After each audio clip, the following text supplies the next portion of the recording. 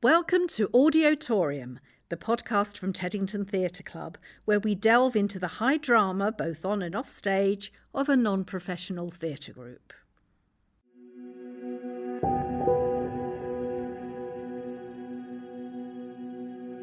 Teddington Theatre Club presents 13 Frights of Hallowe'en.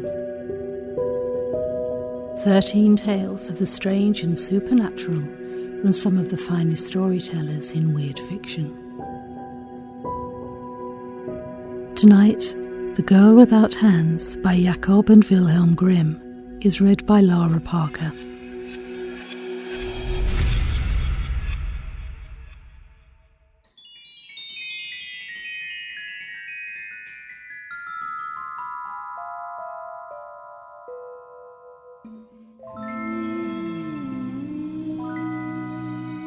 A miller fell slowly but surely into poverty, until finally he had nothing more than his mill and a large apple tree which stood behind it. One day he had gone into the forest to gather wood, where he was approached by an old man whom he had never seen before, and who said, "Why do you torment yourself with chopping wood? I will make you rich if you promise me that which is standing behind your mill." "What can that be but my apple tree?" thought the miller, said yes, and signed it over to the strange man. The latter, however, laughed mockingly and said, "I will come in 3 years and get what belongs to me," then went away. When he arrived home, his wife came up to him and said, "Miller, tell me, where did all the wealth come from that is suddenly in our house? All at once all the chests and boxes are full, and no one brought it here, and I don't know where it came from." He answered, "It comes from a strange man who I met in the woods, and who promised me great treasures if I would but sign over to him that which stands behind the mill. We can give up the large apple tree for all this." "Oh, husband," said the woman, terrified, "that was the devil. He didn't mean the apple tree, but our daughter, who was just then standing behind the mill sweeping the yard." The miller's daughter was a beautiful and pious girl, and she lived the 3 years worshipping God and without sin. When the time was up and the day came when the evil one was to get her, she washed herself clean and drew a circle around herself with chalk. The devil appeared very early in the morning, but he could not approach her. He spoke angrily to the miller, "Keep water away from her so she cannot wash herself any more, otherwise I have no power over her." The miller was frightened and did what he was told. The next morning the devil returned, but she had wept into her hands, and they were entirely clean. Thus he could still not approach her, and he spoke angrily to the miller, "Chop off her hands, otherwise I cannot get to her." The miller was horrified and answered, "How could I chop off my own child's hands?" Then the evil one threatened him, saying, "If you do not do it, then you will be mine, and I will take you yourself." This frightened the father, and he promised to obey him. Then he went to the girl and said, "My child, if I do not chop off both your hands, then the devil will take me away, and in my fear I have promised him to do this. Help me in my need and forgive me of the evil that I am going to do to you." She answered, "Dear father, do with me what you will. I am your child." And with that, she stretched forth both hands and let her father chop them off. The devil came a third time, but she had wept so long and so much onto the stumps that they were entirely clean. Then he had to give up, for he had lost all claim to her. The miller spoke to her, "I have gained great wealth through you. I shall take care of you in splendour as long as you live." But she answered, "I cannot remain here. I will go away. Compassionate people will give me as much as I need." Then she had her mutilated arms tied to her back, and at sunrise she set forth, walking the entire day until it was night. She came to a royal garden, and by the light of the moon she saw that inside there were trees full of beautiful fruit, but she could not get inside, for there it was surrounded by water. Having walked the entire day without eating a bite, she was suffering from hunger, and she thought, "Oh, if only I were inside the garden so I could eat of those fruits. Otherwise I shall perish." Then she kneeled down and crying out to God the Lord, she prayed. Suddenly, an angel appeared. He closed a head gate so that the moat dried up, and she could walk through. She entered the garden, and the angel went with her. She saw a fruit tree with beautiful pears, but they had all been counted. She stepped up to the tree and ate from it with her mouth, enough to satisfy her hunger, but no more. The gardener saw it happen, but because the angel was standing by her, he was afraid and thought that the girl was a spirit. He said nothing, and did not dare to call out nor to speak to the spirit. After she had eaten the pear, she was full, and she went and lay down in the brush. The king who owned this garden came the next morning. He counted the fruit and saw that one of the pears was missing. He asked the gardener what had happened to it. It was not lying under the tree, but had somehow disappeared. The gardener answered, "Last night a spirit came here. It had no hands and ate one of the pears with its mouth." The king said, "How did the spirit get across the water? And where did it go after it had eaten the pear?" The gardener answered, "Someone dressed in snow white came from heaven and closed the head gate so the spirit could walk through the moat. Because it must have been an angel, I was afraid, and I asked no questions, and I did not call out. After the spirit had eaten the pear, it went away again." The king said, "If what you say is true, I will keep watch with you tonight."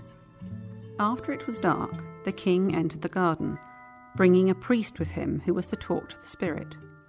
All three sat down under the tree and kept watch. At midnight, the girl came creeping out of the brush, stepped up to the tree, and again ate off a pear with her mouth. An angel dressed in white was standing next to her. The priest walked up to them and said, "Have you come from God or from the world? Are you a spirit or a human?" She answered, "I am not a spirit, but a poor human who has been abandoned by everyone except God." The king said, "Even if you have been abandoned by the whole world, I will not abandon you." He took her home with him to his royal castle, and because she was so beautiful and pure, he loved her with all his heart, had silver hands made for her, and took her as his wife.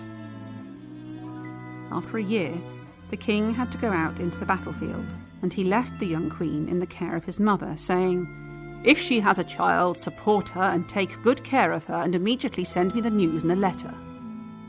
She gave birth to a beautiful son. The old mother quickly wrote this in a letter, giving the joyful news to the king. Now, on the way, the messenger stopped at a brook to rest. Tired from his long journey, he fell asleep.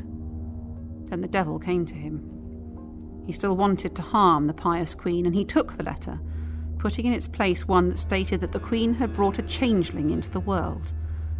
When the king read this letter, he was frightened and saddened, but nevertheless he wrote an answer that they should take good care of the queen until his return.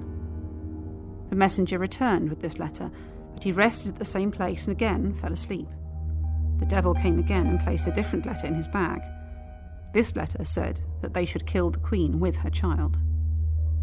The old mother was terribly frightened when she received this letter. She could not believe it, and wrote to the king again, but she got back the same answer because each time the devil substituted a false letter. And the last letter even stated that they should keep the queen's tongue and eyes as proof. The old mother lamented that such innocent blood was to be shed, and in the night she had a doe killed, cut out its tongue and eyes, and had them put aside. Then she said to the queen, "I cannot have you killed as the king has ordered, but you can no longer stay here. Go out into the wide world with your child and never come back." The old mother tied the queen's child onto her back, and the poor woman went away with weeping eyes. She came to a great wild forest where she got onto her knees and prayed to God. Then the angel of the Lord appeared to her and led her to a small house. On it was a small sign with the words, "Here anyone can live free." A snow-white virgin came from the house and said, "Welcome, Queen," then led her inside. She untied the small boy from her back, held him to her breast so he could drink, and then laid him in a beautiful made-up bed. Then the poor woman said, "How did you know that I am a queen?" The white virgin answered, "I am an angel sent by God to take care of you and your child." She stayed in this house for 7 years and was well taken care of. And through the grace of God and her own piety, her chopped-off hands grew back. The king finally came home from the battlefield, and the first thing he wanted to do was to see his wife and their child. Then the old mother began to weep, saying, "You wicked man, why did you write to me that I was to put 2 innocent souls to death?" And she showed him the 2 letters that the evil one had counterfeited. Then she continued to speak. "I did what you ordered," and showed him as proof the eyes and the tongue. Then the king began to weep even more bitterly for his poor wife and his little son, until the old woman had mercy and said to him, "Be satisfied that she is still alive. I secretly had a doe killed and took the proofs from it. I tied your wife's child onto her back and told her to go out into the wide world, and she had to promise never to come back here because you were so angry with her." Then the king said, "I will go as far as the sky is blue, and will neither eat nor drink until I have found my dear wife and my child again, provided that in the meantime they have not died or perished from hunger."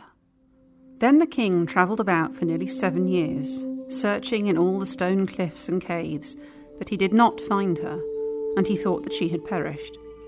He neither ate nor drank during the entire time, but God kept him alive. Finally he came to a great forest, where he found a little house with a sign containing the words, "Here anyone can live free." The White Virgin came out, took him by the hand, led him inside and said, "Welcome, King," then asked him where he had come from. He answered, "I have been travelling about for nearly 7 years looking for my wife and her child, but I cannot find them." The angel offered him something to eat and drink, but he did not take it, wanting only to rest a little.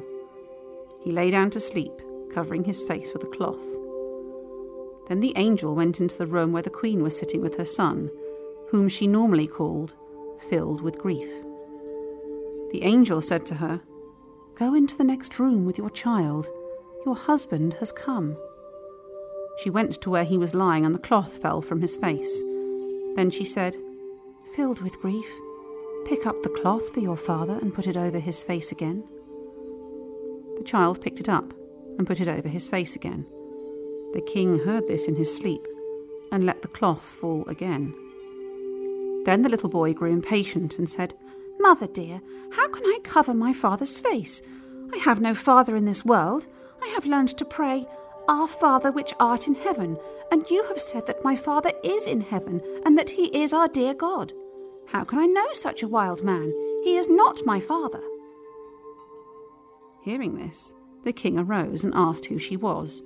She said, "I am your wife, and this is your son, filled with grief." He saw her living hands and said, "My wife had silver hands." She answered, "Our merciful God has caused my natural hands to grow back." The angel went into the other room, brought back the silver hands and showed them to him. Now he saw for sure that it was his dear wife and his dear child, and he kissed them and rejoiced and said, "A heavy stone has fallen from my heart." Then the angel of God gave them all something to eat, and then they went back home to his old mother. There was great joy everywhere, and the king and the queen conducted their wedding ceremony once again, and they lived happily until their blessed end.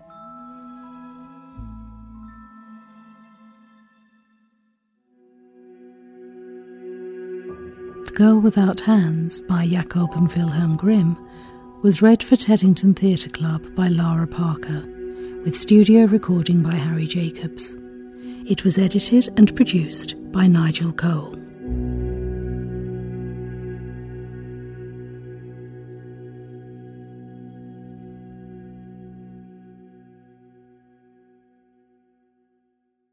If you've enjoyed this podcast, don't forget to rate, review and subscribe to give us a little boost in the charts and to help other people find us. You can also support us by using the donate button on our website, www.teddingtontheatreclub.org.uk, and following us on Facebook,